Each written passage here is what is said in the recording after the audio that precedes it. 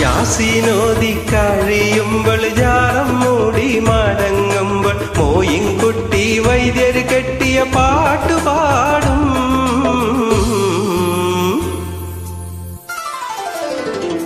തിന്തത്താനതിന്തത്തിന്തിന്നാനോ തനതന താനതിന്തത്താനിന്നാനോ. നാദാപുരം പള്ളിയിലെ ചന്ദനക്കുടത്തിന് 4 മുഴം വീരാളിപ്പട്ടു വേണം. തൊളുനാടൻ തള വേണം, തൊളിശ്ശേരി വള വേണം, മാല വേണം, മക്കന വേണം, മൈലാഞ്ചി വേണം, കയ്യിൽ മൈലാഞ്ചി വേണം. നാദാപുരം പള്ളിയിലെ ചന്ദനക്കുടത്തിന്